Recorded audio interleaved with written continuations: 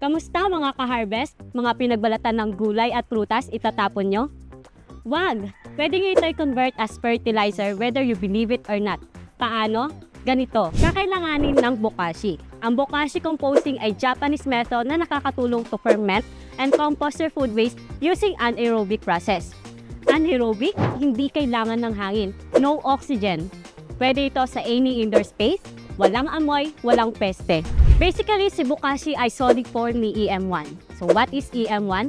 Alamin nyo sa video title na what is EM1. At dahil anaerobic process nga siya, need mo ng compost bucket na kung saan walang makakapasok at makakalabas na hangin.